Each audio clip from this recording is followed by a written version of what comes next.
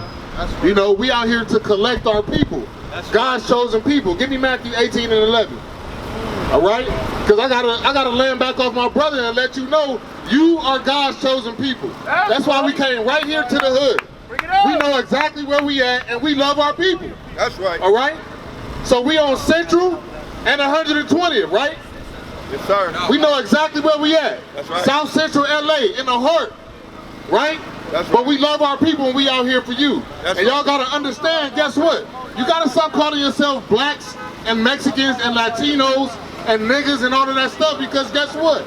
That's a byword in the proverb. That's right. That's a part of the curses. That's right. But give me Matthew 18 and 11. Matthew chapter 18 and verse 11. For the Son of Man is come to save that which was lost. Who is the Son of Man? The Son of Man is Yahushua, also known who you call Jesus Christ. And he came to save that which was lost. Because who's lost? It's the blacks, Latinos, and Native Americans. The Israelites is lost because they don't know who they are as a people. That's why he came to save you. Right? That's right. Give me Matthew chapter 10, 5 and 6. Bring it out, Let's keep it going real quick, because I only got a short time, but we got to make sure our people get edified out here today. If nothing else, you're going to know that you're an Israelite, and you got to keep God's laws, statutes, and commandments. All right? Bring it out, huh? Matthew chapter 5 and verse 10. Y'all know the commandments? 10 and 5. That's right. These 12 Jesus Christ sent forth and commanded them, saying, Go not into the way of the Gentile, and into any city of the Samaritans. Right, so Christ told us to come out here to our people. He didn't tell us to go to Beverly Hills, right? He didn't say go to Manhattan Beach. He didn't say go to Irvine. He said come to the hood right here where your people are, where my people, and tell them what I said. That's right. Give me verse 6. Verse 6. But go rather to the lost sheep of the house of Israel. And that's why we out here talking to you, blacks, Latinos, and Native Americans, because you are the Israelites according to the Bible, right? So let me let you know why we are in the condition that we're in as a people. All right, I'm gonna run it down to you real quick. Give me 28 and 15. Deuteronomy 28 and 15. I'm gonna let you know why. All right, because the question that I gotta ask right now is, why is God's chosen people cursed? Why is God's chosen people cursed? If we're the best nation that he created, why are we cursed? We're going to see why, according to the Bible. 28 and 15. Deuteronomy chapter 28 and verse 15. But it shall come to pass, if thou wilt not hearken unto the voice of the Lord thy God, to observe to do all his commandments and his statutes which I command thee this day, that all these curses shall... All these what? All these curses shall come upon thee and overtake thee. So there you got it right now, right? We're in this condition because we disobey God's laws, statutes, and commandments. And God cursed us for that, right? Bring it out. He cursed his own chosen people. Why? Because just like you discipline your children, the Most High, he disciplines his children. No difference. No Right? difference. It ain't no different. Okay? But go ahead and see. Let's get a few curses and see. All right? Give me 16. Verse 16. Cursed shalt thou be in the city. Cursed shalt thou be in the city. We in LA City right now, LA County. But guess what? No matter what city you go to in America, we are cursed. Okay? Bring it out, huh? Wherever we go, we curse. It don't matter if it's Carson. It don't matter if it's Watts. It don't matter if it's LA. It don't matter if it's Compton. Anywhere we go, we cursed as a people. Right? Go ahead. Cursed shalt thou be in the city, and cursed shalt thou be in the field. And we also were cursed in the field. All right? Our grandparents and our great-grandparents were in the sugarcane field, in the cotton field, To this in day. the strawberry field, up until this day. That's right. So we are those people that are cursed in the field. And then when you get more deeper into the word field, the field is the whole world. That's right. So no matter where we are in the world as a nation, we curse as a people. Okay? So that's what you gotta understand. Give me 48. Give me 48. Verse 48. Therefore shalt thou serve thy enemies, which the Lord thy God shall send against thee, in hunger and in thirst, and in nakedness and in want of all things. and he shall put a yoke of iron upon thy neck. So the Most High said, you know what? I'm going to curse you to the extent to where in hunger, whenever you need food, we got to go to the grocery stores of our enemies, right? Right? Also in thirst, right? We don't own Arrowhead. We don't own Dasani. We don't own any water companies. So when we thirsty, we got to go to our enemies. That's right. Right? It out. When we want to put food on, clothes on our back, where do we have to go? You got to go to the swap meet. You got to go to the mall, right? Our enemies own these places, all right? From Arabs to Koreans to all these other nations, all right? We're keeping these other nations rich because we're cursed. That's right. But read the last part of that verse again. And in thirst and in nakedness and in want of all things, and he shall put a yoke of iron upon thy neck until he have destroyed thee. So who put a yoke of iron on your neck? Just like my brother brought out. Look, we came here on slave ships. And who had the yoke of iron on your neck? Right? The so-called white man. So that's what you got to understand. We are the children of Israel according to the Bible. We fit these curses only and exclusively. No other nationality or race of people does. Right? But give me verse 49. Read 49 through 50. Verse 49. The Lord shall bring a nation against thee from far, from the end of the earth, as swift as the eagle flieth. A nation whose tongue thou shalt not understand. And so that's why the Most High sent the white man against you. Because guess what? They from the other side of the earth, right? And then when they conquered us, they taught us English. English is not our language. Hebrew is our language, right? That's right. And what is America? What is the symbol of America? It's an eagle, right? So as swift as the eagle flieth, is as swift as our enemies rode up on us, but that was according to thus saith the Lord. That's right. All right, give me verse 50. Verse 50. A nation of fierce countenance, which shall not regard the person of the old, nor show favor to the young. And the white man is a hunter. He's a fierce hunter according to the Bible, right? And he never showed our people no love. He never showed the old people love. He don't care if you're 76 or if you're 6 years old, right? He never showed any love to the young of our people either. So that's what we got to understand and remember, right? Give me 64 and I'm going to be done with the curses. There goes some more curses right here according to the Bible. Because our people got to understand, if we don't bring these curses out, you're not going to identify and accept who you are. That's right. 64. Verse 64. And the Lord shall scatter thee amongst all the people from one end of the earth even unto the other. And there thou shalt serve other gods, which neither thou nor thy father have known. So who was scattered? Who was scattered? Who was dispersed into all nations? It was you blacks, Latinos, and Native Americans, the Israelites. That's who it was, right? And we're in every landmass, right? Because the Most High, He scattered us due to our disobedience. That's right. Right? And we're here, we're learning Christianity, we're learning Catholicism, right? We're learning all these ideologies and religions that have nothing to do with our forefathers. Bring it out, huh? Abraham, Isaac, and Jacob had nothing to do with Kemet. All right? They had nothing to do with Egyptology. Give me Jeremiah 17 and 4. Right? So that cross that represents Christianity, you need to throw that away. Throw that in the trash. That's right. You see what I'm saying? Throw it away. Because that has everything to do with our people being conquered by our oppressor. But give me Jeremiah 17 and 4. Right? Because not only did we get cursed, we forgot our heritage. What is our heritage? A heritage is a land, right? We don't have our own land. It's also a language. We don't have our own language. Hebrew is our language, but we're speaking the language of the oppressor, which is the white man. Bring it out, huh? Esau, according to the Bible. Bring it out. And the other part, the most important part of our heritage is the law, statutes, and commandments. That's right. And I'm going to get that. But bring out Jeremiah 17 and 4. Jeremiah chapter 17 and verse 4.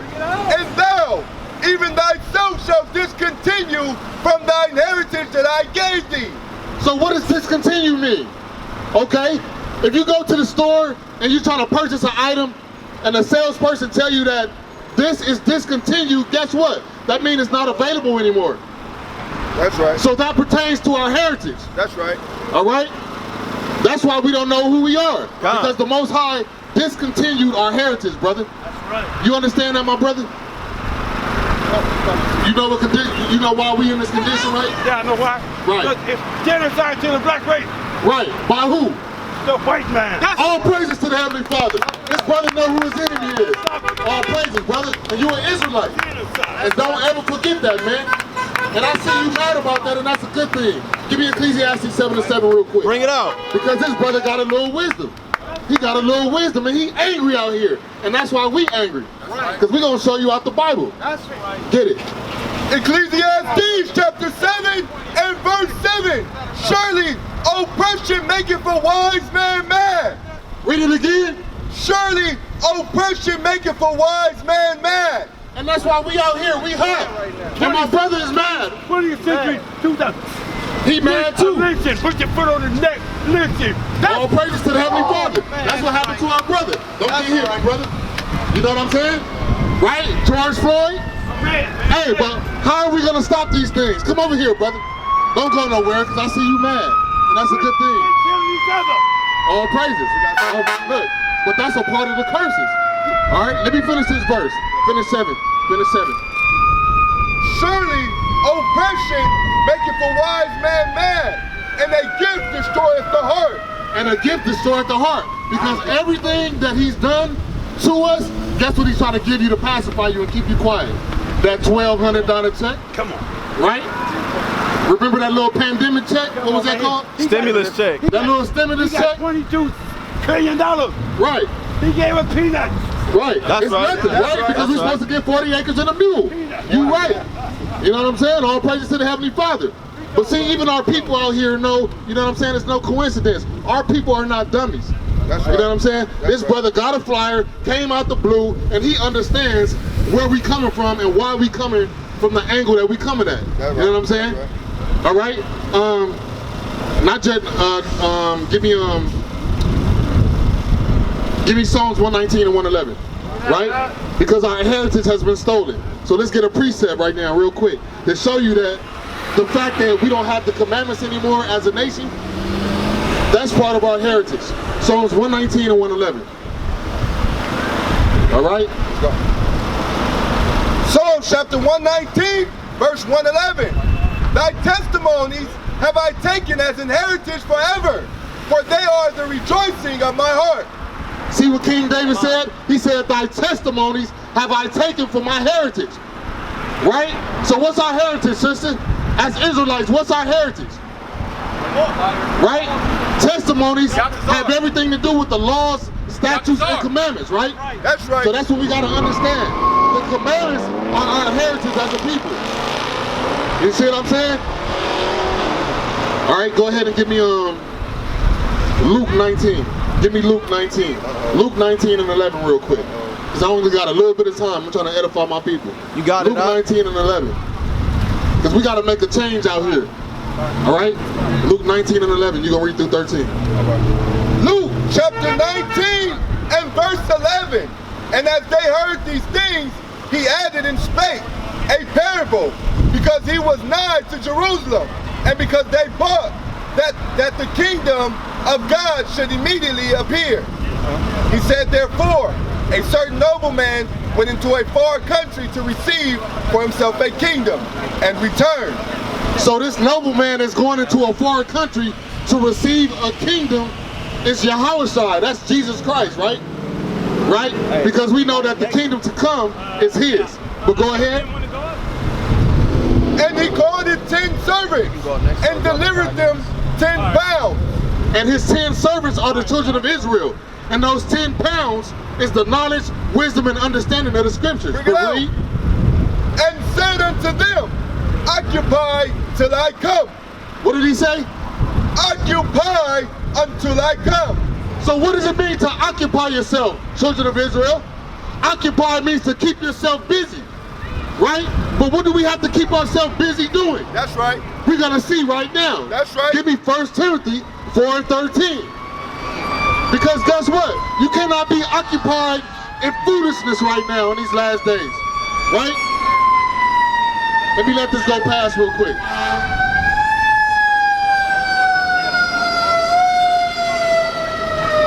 We can't be occupied in self-hate. We can't be occupied in Israelite on Israelite crime. You see what I'm saying? We can't be occupied in all manners of evil and wickedness. So that's what the scriptures, let's see what the scriptures say that we need to be occupied in as a nation. 1 Timothy chapter 4 and verse 13. 13. Till I come, give attendance to reading, to exhortation, to doctrine. That's what we need to be occupied about. You see what I'm saying? Read that again.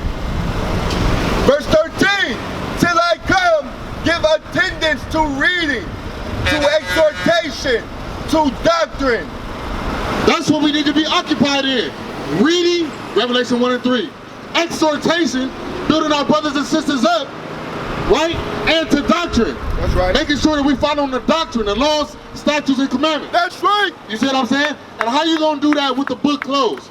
That's right. We can no longer thrive without the Bible being closed. Bring it out, huh? You gotta open up the book and read. That's right. All right? Revelation 1 and 3. Revelation chapter 1 and verse 3.